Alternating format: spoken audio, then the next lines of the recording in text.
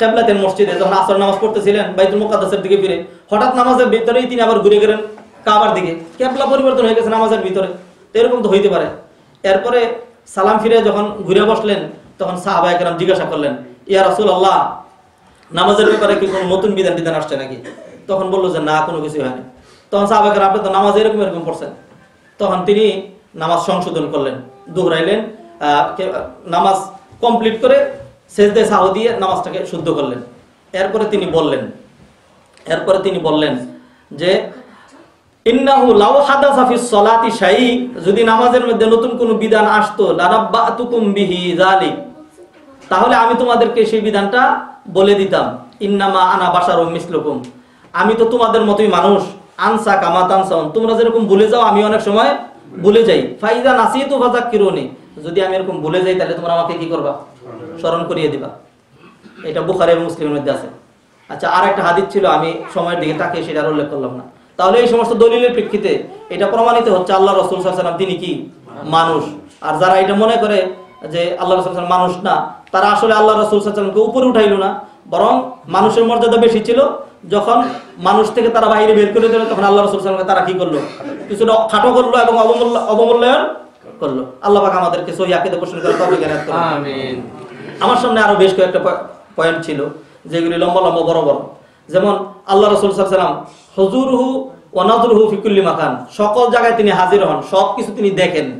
আল্লাহর সাথে হাজির এবং নাজির, এটা আল্লাহর সাথে হাজির এবং নাজির, এটা ব্রড পয়েন্ট, আলোচনা করার মতো সময় আমার কাছে নাই।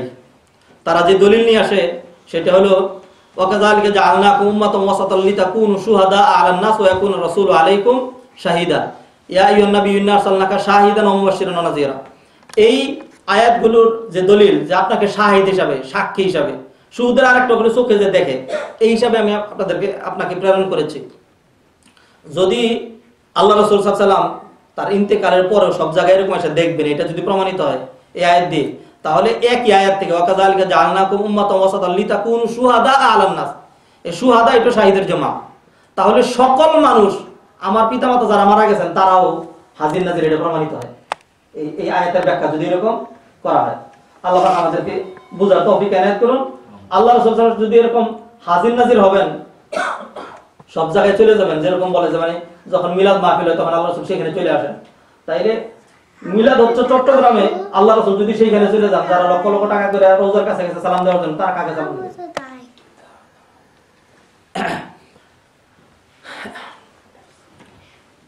আল্লাহ রাসূল সাল্লাল্লাহু আলাইহি ওয়াসাল্লামের ব্যাপারে আরো যে সমস্ত বাতিল আকীদা রয়েছে তার মধ্যে একটা হলো যে আল্লাহ রাসূল সাল্লাল্লাহু আলাইহি ওয়াসাল্লামের জন্মদিবস পালন করা, ঈদে মিলাদুন নবী, সকল ঈদের সেরা ঈদ ঈদে মিলাদুন নবী, এটা যারা পালন করে এটা হলো একেবারে মারাত্মক ধরনের একটা ভুল। কি কারণে? কারণ হলো আল্লাহ রাসূল বলছেন আমাদেরকে যে লিকুল্লি কওমিন ঈদ ওয়া হাযা ঈদুনা, প্রতিটা কওমের ঈদ আছে আর এটা হলো আমাদের ঈদ। আর আল্লাহ পাক আমাদেরকে দুইটা ঈদ দিবেন। ঈদ এটা কোনো রাজা বাদশাদের নির্ধারিত কোনো দিনের নাম না। কোন দেশের রাজা যদি বলে আজকে আমরা ঈদ করব, তাহলে সেই দেশের লোকজন সেই দিন ঈদ করবে, ব্যাপারটা এরকম না। আজকে যদি বাংলাদেশ সরকার বলে যে অনেক দিন ধরে ঈদ হচ্ছে না, আগামী এক সপ্তাহ পর আমরা একটা ঈদ করব, তাহলে জনগণ মানবে নাকি? করবে নাকি? মুসলমানরা করবে নাকি? এটা করবে না। তাহলে ঈদ এরকম মানুষের নির্ধারিত ব্যাপার না, ঈদ একটা শরঈ ব্যাপার, এটা নির্ধারণ করেন কে? আল্লাহ পাক। তা সুতরাং আল্লাহ রাসূল সাল্লাল্লাহু আলাইহি ওয়াসাল্লামের জন্মের দিনটা ঈদ হবে নাকি হবে না, এইটা রাসূল ভালো জানতেন, সাহাবায়ে কেরাম ভালো জানতেন। আল্লাহ রাসূল কোনদিন এটাকে ঈদে মিলাদুন নবী পালন করেন নাই। সাহাবায়ে কেরাম, তাবেঈন, তাবেঈন, আইম্মে মুজতাহিদিন, আবু হানিফা, ইমাম শাফিঈ, ইমাম আহমদ ইবনে হাম্বল, ইমাম মালিক, কেউ এটা করেন নাই। ঈদ হওয়ার প্রশ্নই আসে না। বরং ঈদ যে না তার একটা দলিল দেই, লম্বা আলোচনার তো সময় আগেই শেষ। ঈদ যে না তার একটা দলিল দেই, সেটা হলো আল্লাহ রাসূল সাল্লাল্লাহু আলাইহি ওয়াসাল্লামকে একবার জিজ্ঞেস করা হলো কিসের ব্যাপারে? যে ওই সোমবার দিন রোজা রাখার ব্যাপারে। সোমবার দিন যেই রোজা রাখে, তখন আল্লাহ রাসূল সাল্লাল্লাহু আলাইহি ওয়াসাল্লাম বললেন যাকা ইয়াউমুন উলিদতু ফি, এটা হলো ওই দিন যেই দিনে আমি, এটা আবু কাতাদা রাদিয়াল্লাহু তাআলা এই হাদিসটি বর্ণনা করেছেন, মুসলিম শরীফের হাদিস, সহিহ হাদিস, যা আমি ওই দিনে জন্মগ্রহণ করেছি। যালিকা ইয়াউমুন উলিদতু ফি আও ইয়াউমুন বুইসতু, অথবা এই দিনে আমাকে নবী বানানো হয়েছে। আও উনজিলা আলাইয়া ফিহি, অথবা এই দিনে আমার উপর কোরআন নাযিল করা হয়েছে। এই কারণে ওই দিন রোজা রাখা কি? সোমবারে রোজা রাখা সুন্নাত। ঈদের দিন রোজা রাখা কি? ঈদের দিন রোজা রাখা হারাম। আল্লাহ রাসূল যেই দিন জন্মগ্রহণ করছেন সেই দিন রোজা রাখা সুন্নত। এই হাদিসতে একেবারে ডাইরেক্ট যা প্রমাণিত হচ্ছে সেটা হলো এটা কিসের দিন না? ঈদের দিন না। আমাদের দেশে মানুষ আল্লাহ রাসূল সাল্লাল্লাহু আলাইহি ওয়াসাল্লামকে নিয়ে বাড়াবাড়ি করে যেই ভুল ভ্রান্তি গুলো করে তার এক দুইটা উদাহরণ খুব তাড়াহুড়ার মধ্যে আমি শেষ করে দিচ্ছি। আল্লাহ রাসূল সাল্লাল্লাহু আলাইহি ওয়াসাল্লাম তিনি সাইয়্যিদুল মুরসালিন রাহমাতুল লিল আলামিন খাতামুন নবীন, সব ঠিক আছে, তিনি তার মর্যাদা সবার চাইতে বেশি কিন্তু আল্লাহর চাইতে কম। আল্লাহ রাসূল কে অনেক বেশি মর্যাদা দেওয়া যাবে কিন্তু কোন অবস্থাতেই রুবুবিয়্যাত রবের যে মর্যাদা সেখানে উঠানো যাবে না। আল্লাহর যে হক সেখান থেকে যত সামান্য আল্লাহ রাসূল সাল্লাল্লাহু আলাইহি ওয়াসাল্লামকে দেওয়া যাবে না। যেমন ইবাদত করব কার? এরকম কি করা যায় যে 99 ভাগ ইবাদত করলাম আল্লাহর আর এক ভাগ ইবাদত করলাম আল্লাহ রাসূল সাল্লাল্লাহু আলাইহি ওয়াসাল্লামের? এটা করা যাবে না। তাসবিহ করা সুবহানাল্লাহ আলহামদুলিল্লাহ লা ইলাহা ইল্লাল্লাহ, এটা কি ইবাদত নাকি ইবাদত না? আল্লাহ বলেন সাব্বিহ ইসমা রাব্বিকাল আলা আল্লাযী, এরকম বিভিন্ন জায়গায় সাব্বাহা লিল্লাহি মা ফিস সামাওয়াতি ওয়া মা ফিল আরদি ওয়া হুয়াল আজিজুল ওয়া সাব্বিহ বিহামদি রাব্বিকা বিল আশিয়্যি ওয়াল ইবকার, সকাল সন্ধ্যা আল্লাহর তাসবিহ করো, এটা একটা ইবাদত। তো এই ইবাদতটা কার জন্য করতে হবে? যদি সেইখানে আল্লাহকে বাদ দিয়ে রাসূলের ইবাদত করা হয়, রাসূলের তাসবিহ করা হয়, তাহলে কি হবে? শিরক হবে।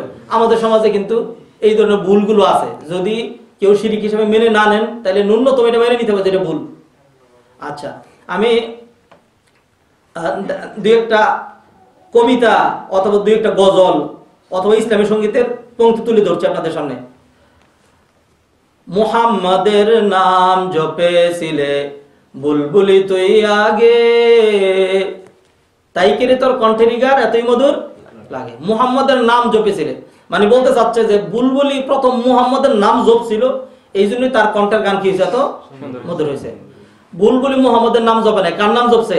আল্লাহর নাম। আল্লাহ কোরআনে বলেন কুল্লুন কদ আলিমা সলাতাহু ওয়া তাসবিহা, প্রত্যেকই তার সালাত প্রতিটা জিনিস এবং আল্লাহর তাসবিহ শিখে নিয়েছে, আল্লাহ পাক তাদেরকে শিখিয়ে দিয়েছেন। আর এখানে বলছেন ওয়া ইম মিন শাইইন ইল্লা ইউসাব্বিহু বিহামদি, যত জিনিস আছে জড় পদার্থ সহ, যেগুলোকে আমরা জড় পদার্থ মনে করি, গাছ গাছরা, এইগুলো সহ কার তাসবিহ করে? আল্লাহর তাসবিহ করে। অথচ আমরা অনার্থক আল্লাহ রাসূল সাল্লাল্লাহু আলাইহি ওয়াসাল্লামের তাসবিহর কথা বলি, এটা নিঃসন্দেহে বাড়াবাড়ি করতে করতে সীমা ছাড়িয়ে গিয়েছি আমরা। তাওহীদেরই মুর্শিদ আমার, তাওহীদেরই মুর্শিদ আমার মুহাম্মাদের নাম, ওই নাম জপিলে বুঝিতে পারি। ওই নাম জপিলে, মুহাম্মাদের নাম কেউ যদি জপে মুহাম্মদ মুহাম্মদ, শিরক হবে, গুনাহ হবে। মুহাম্মাদের নাম কি জন্য আসে নাই? জপার জন্য আসে নাই। তারপরে হইলো ওই নামের দামান ধরে আছে আমার কিসের ভয়, সামনে আরো ঝামেলা আছে। আচ্ছা, আরেকটা বলি, নবীমুর পরশমণি, নবীমুর সোনার খনি, নবী নাম জপে যেজন, জপার কথা আসছে নাকি আসে নাই? ভুল এটা।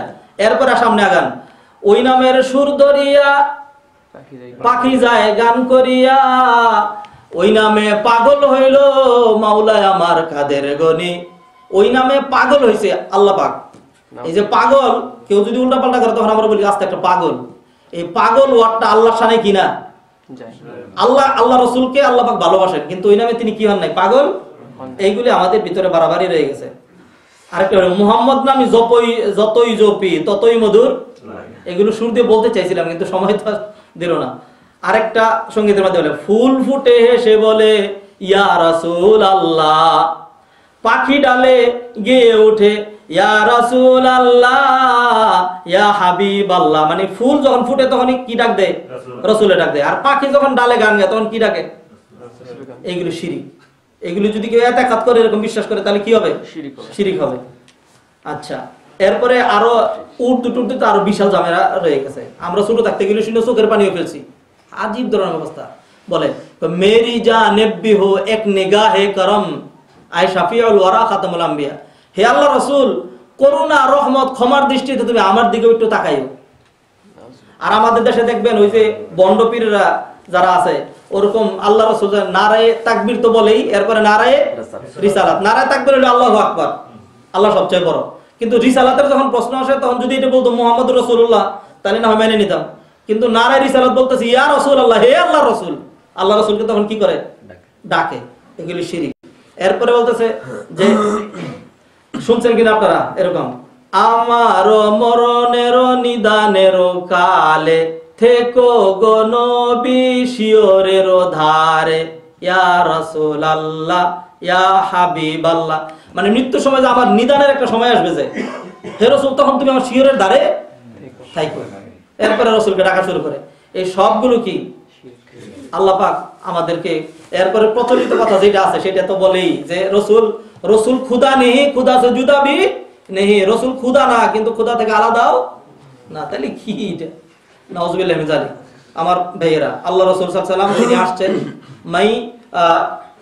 কি বলে যে আল্লাহ রাসূল সাল্লাল্লাহু আলাইহি ওয়াসাল্লাম তিনি আসছেন তার অনুসরণ করার জন্য। তিনি কোনোদিনই এটা ডাকে নাই যে আমার দিকে আসো, বরং মানুষ যখন তাকে আঘাত করেছে তখন এটা বলছেন আইয়ুহান নাস কুলু লা ইলাহা ইল্লাল্লাহ তুফলিহু, আল্লাহ ছাড়া আর কোনো মাবুদ নাই, মানে শুধু তারই ইবাদত করতে হবে এটা বলো, তাহলে তোমরা কি হয়ে যাবে? সফল হয়ে যাবে। আল্লাহ পাক আমাদেরকে এই কথাগুলো বুঝার, হৃদয়ঙ্গম করার তৌফিক এনায়েত করুন। আমিন ওয়া তৌফিক ইল্লা বিল্লাহ। আসসালামু আলাইকুম ওয়া রাহমাতুল্লাহি ওয়া বারাকাতুহু।